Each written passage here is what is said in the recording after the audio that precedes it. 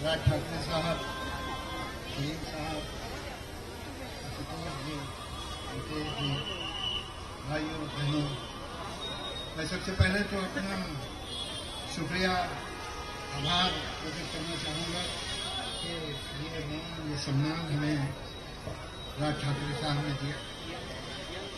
कुछ बातें जरा थोड़ी सी खुल के कहनी चाहिए, तभी मजा आता है।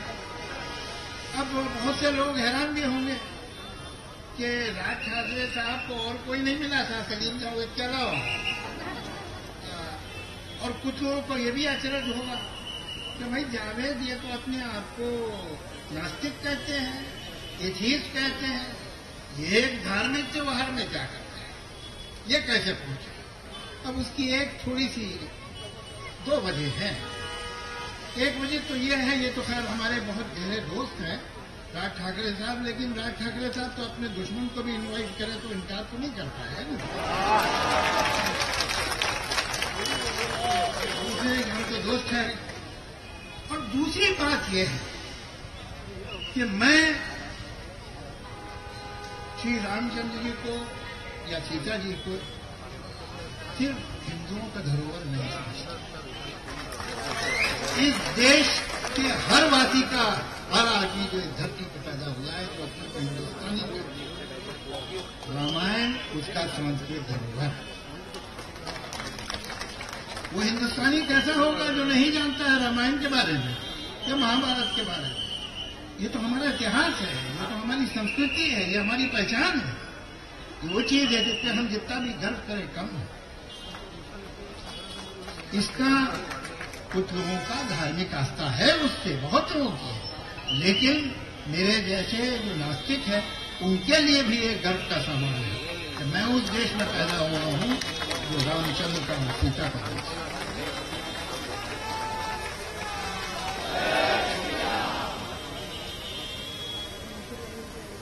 स्वदेश में मेरा एक अजीब यहाँ बैठे, बहुत अच्छी बात है कि सामने मेरे बैठे गवाह साक्षी।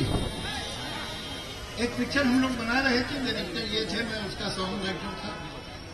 मुझे एक मैसेज आई, ये भाई जो है अपना महाबलेश्वर से आगे जहाँ नाना साहब की बड़ी जबरदस्त हवेली भी है, वहाँ जो शूटिंग कर रहे थे, मुझे मैसेज आई कि आप कल आ जाइए, बहुत जरूरी काम। सर मैं वहाँ फ्लाई करके गया, वहाँ प्रोडक्शन की गाड़ी थी, मुझे भाई ले गई, वहाँ शूटिंग दिन में चल रही थी तो मैं इनके साथ बैठा अपना शूटिंग के मजे लेता रहा। फिर शाम को जब हम होटल में गए, नहाए वाए तो मेरे कमरे में आए महाबलेश्वर। कल क्या है कि रहमान म्यूजिक डायरेक्टर जो है वो 3 महीने के लिए बाहर जा रहा है, इसलिए कि उसे कोई इंग्लिश प्ले में म्यूजिक देनी है और मुझे गाना चाहिए, इसी गांव में शूट करना है। तो रहमान कल आएगा और कल रात एक रूम को हमने स्टूडियो बना दिया, वहां वो रिकॉर्ड करेगा और सिंगर भी आ रहे हैं। तो मुझे गाना लिखने में 1.5 से 2 घंटा लगता है। मैंने कहा ठीक है कर लेंगे, कल शाम में करना है तो कर देंगे, क्या सिचुएशन क्या है। अब जब उन्होंने मुझे सिचुएशन बताई तो मेरे हाथों के चाहते ओढ़ के महाबलेश्वर की सबसे ऊंची पहाड़ी पे बैठ गए।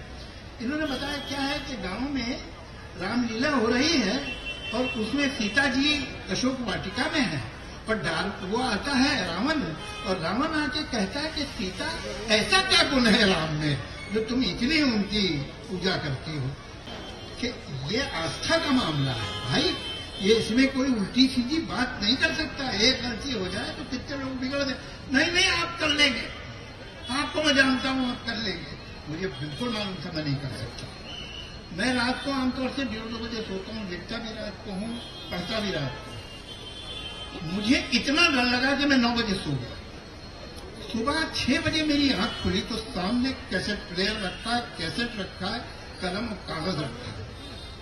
मैं डर के देखा उसे तो मैंने सोचा क्या करता हूँ, 2-3 लाइनें लिख देता हूँ और फिर दिखा दूंगा इन्हें आशुतोष जी को कि देखिए ये मैंने कोशिश की थी, नहीं हुआ भाई। तो मैं 6-6:30 बजे बैठ गया लेकिन जब मुझे होश आया तो 8 बज चुके थे और मैंने वो गीत पूरा लिख लिया।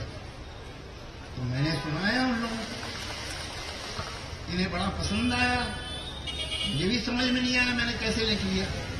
लेकिन अचरज की बात आगे, जब वो म्यूजिक रिलीज हुई तो एक इन्होंने बड़ा फंक्शन रखा, उसमें कुछ बड़े ज्ञानी लोग आए, बड़े विद्वान लोग आए, और एक आदमी ने मुझसे कहा कि साहब आपने कमाल कर दिया, रामचरितमानस में जो लिखा गया है जिस तरह से, आपने उसको कैसे इस्तेमाल करके गाना बना दिया।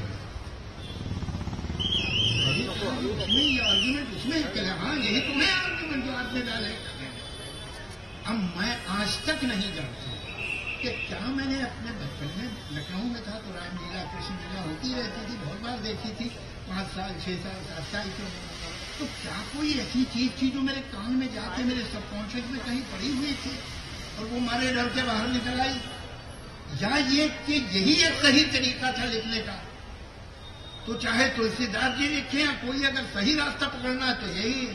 मुझे मालूम ये कैसे हुआ, लेकिन ये हो गया और वो बड़ा लोगों ने पसंद किया और बड़ा चला। तो मैं एक अजीब सा संबंध अपना फील करता हूं। ये हमारे संस्कृति में और भी डेटीज हैं, कृष्ण जी की बड़ी महिमा है, लेकिन जब हम आइडियल मर्यादा पुरुषोत्तम और आइडियल वाइफ की बात करते हैं, पत्नी की, तो फिर राम और सीता ही ध्यान में। एक अध्यात्म रामायण 15वीं सदी में, समझिए 100-125 साल पहले रामचरितमानस से लिखी गई थी। उसमें एक दृश्य है कि जहां सीता जी को रामचंद्र जी कहते हैं कि तुम मेरे साथ क्यों चल रहे हो, कहां तुम जंगल में जाओगे, तुम यहां रहो में आए। ये तो मोहब्बत की, एकता की, गृहस्थ जीवन की बेहतरीन मिसाल है। जैसे सिया और राम को अलग से वेद नहीं किया, उसका नाम था रावण। जो अलग करे वो रावण। तो आज आप मेरे साथ 3 बार नारा लगाएंगे, जय सिया, बोलिए जय सिया राम, जय सिया राम, जय सिया राम। आज से जय सिया राम ही कहिए।